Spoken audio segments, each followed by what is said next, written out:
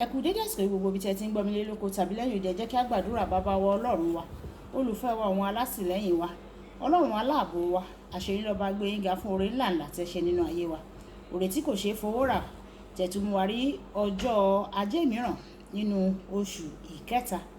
Ìyìn àti ọlá ni forúkọ yín o. Ajé ìtẹ̀síwájú ìgbéga àlùyọ yóò wá sí ọ̀nà wa ní ọ̀sẹ̀ yìí, ní oṣù yìí àti ní ọdún yìí, ní orúkọ Jésù. Ọ̀rọ̀ tí a ó sì gbéyẹ̀wò lénìí yóò ṣe ayé àti ọkàn wa ní rere, kò ní lòdì sí wa ní ọjọ́ ìdájọ́. Tí a gbàdúrà lórúkọ Jésù Kristi Olúwa wa. Àmín àmín orúkọ Jésù. Ìwé ọ̀run ṣíṣí tí a ti ọwọ́ olùṣọ́ àgùntàn yín náà kọ Adéjàre Adébóyè kọ.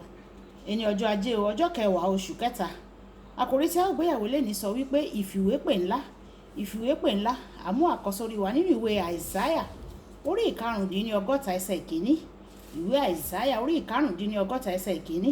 Ǹjẹ́ gbogbo ènìyàn tí ò ń gbẹ́ngbẹ́, ẹ wá sí ibi omi, àti ẹni tí kò ní owó, ẹ wá rà kí ẹ sì jẹ lóòótọ́. Ẹ wá ra ọtí wáìnì àti wàrà láì ní owó àti láì ní ìdíyelé.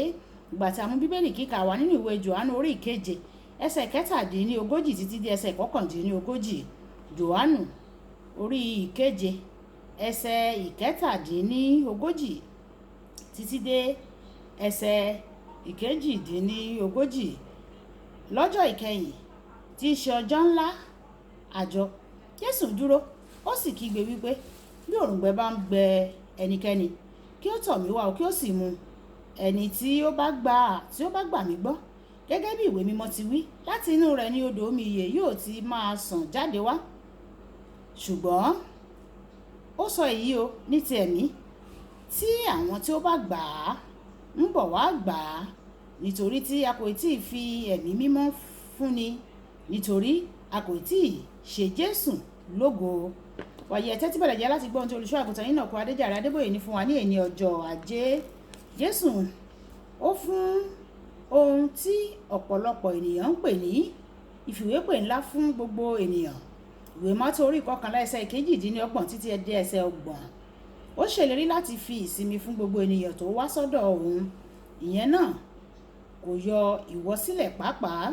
Jésù sọ nínú ìwé Mátò orí ìkẹfà ẹsẹ̀ kọkànléníọgbọ̀n pé kí o má ṣe àníyàn rárá o. Ó fẹ́ kí o kó gbogbo àníyàn rẹ lé òun, nítorí ó ń ṣe ìtọ́jú rẹ. Ìwé Pétérù kìíní orí ìkarùn ẹsẹ̀ ìkeje. Òun ló ní ọ́ o, torí náà yóò ṣe ìtọ́jú rẹ. Ìbéèrè náà nísinsìnyí ni pé, ǹjẹ́ Jésù ló ní ọ́ ní tòótọ́? Ǹjẹ́ òun ló ní èrò ọkàn rẹ, ìríran àti àfojúsùn ojú rẹ àti àwọn ohun ìní rẹ bí? Tí ó bá jẹ́ pé òun ló ní ọ́, á jẹ́ pé o kò nílò ohunkóhun láti mikàn lé lórí rárá o. Ẹ̀wẹ̀, tí àwọn ẹ̀ka ayé rẹ kan bá wà o tí o kò tí ì jọ̀wọ́ fún un pátápátá, á jẹ́ wípé ó yẹ kí o mikàn nìyẹn o. Bàbá mi nínú Olúwa kọ́ mi pé ohun tí bàbá rẹ bá ní ni yóò fi tọ́jú rẹ. Tí Ọlọ́run bá jẹ́ bàbá rẹ àti olówó rẹ, á jẹ́ pé yóò tọ́jú rẹ pẹ̀lú inú dídùn títí láéláé, nítorí wọ́n wà ní ẹ̀kúnrẹ́rẹ́ ní ọwọ́ ọ̀tún rẹ̀. Ìwé orin Dáfídì orí ìkẹrìndínlógún ẹsẹ̀ ìkọkànlá.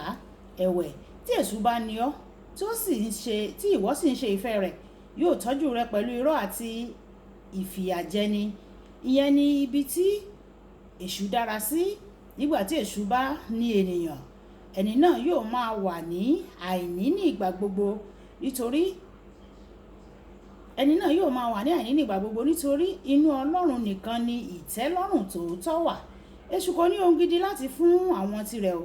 Nígbà tí èṣù bá ní ọ gẹ́gẹ́ bí ẹrú, Ọlọ́run ní ọ gẹ́gẹ́ bí ọmọ ọ̀gá ògo jùlọ.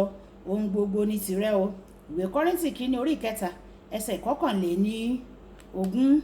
Ọlọ́run na ọwọ́ ìfìwépè ńlá sí ọ lónìí o, gẹ́gẹ́ bí èyí tí Jésù ń nà sí àwọn èrò ní ọjọ́ àìsè ńlá náà. Nínú bíbélì kíkà wa tòní, ó sọ pé ó pè ọ́ láti wá mu àti láti wá ra wáìnì láì ní owó àti ìdíyelé o. Ó ń pè ọ́ sínú ayé òdodo, àlàáfíà àti ayọ̀ nínú ẹ̀mí mímọ́. Ìwé Róòmù orí ìkọkànlá ẹsẹ̀ ìkẹrìnlá. Èmi pè ọ̀run àti ilẹ̀ jẹ́rìí tì yín ní òní pé èmi fi ìyè àti ikú, ìbùkún àti ègún síwájú rẹ. Nítorí náà yán iye o, kí ìwọ kí ó lè yè, ìwọ àti irú ọmọ rẹ. Ìwé Dìtàlórómì orí ọgbọ̀n ẹsẹ̀ ìkọkàndínlógún. Ó kù sí ọ lọ́wọ́ o, má ṣe gbé nínú àníyàn ṣíṣe o, ìbẹ̀rù àti ìdàrúdàpọ̀. Gba ìfìwépè ńlá láti jọ̀wọ́ pátápátá fún Ọlọ́run kí o lè gbádùn gbogbo àwọn ohun rere tí ó ní fún àwọn ọmọ rẹ̀ nígbà tí o bá yan ìyè. Ó yan èyí tí ó dára jùlọ nìyẹn o, kì í ṣe fún ara rẹ nìkan ṣùgbọ́n fún ìrandíran lẹ́yìn rẹ pẹ̀lú. Olùfẹ́, gba ìfìwépè ńlá Ọlọ́run yìí o. Yan ìyè. Ọ̀rọ̀ àyẹ̀wò: ǹjẹ́ o yan ìyè pẹ̀lú èrò rẹ, ọ̀rọ̀ rẹ, ìṣe rẹ àti ìpinnu rẹ bí? Ẹ̀já sọ pé bàbá mi, Olúwa, mo fi ayé mi lé ọ lọ́wọ́, fún mi ní oore ọ̀fẹ́ láti lè yan ìyè pẹ̀lú èrò mi, pẹ̀lú ọ̀rọ̀ mi, pẹ̀lú ìṣe mi àti pẹ̀lú ọ̀rọ̀ ẹnu mi. Olúwa yóò sì ràn wá lọ́wọ́ ní orúkọ Jésù. Olúwabùkọ́lá Ayako ní orúkọ mi. Ẹ máa bá mi like, ẹ máa share, ẹ máa comment nípa ẹ̀ kí àwọn ènìyàn kí wọ́n lè jẹ àǹfààní ọ̀run ṣíṣí Yorùbá. Ó dàbọ̀.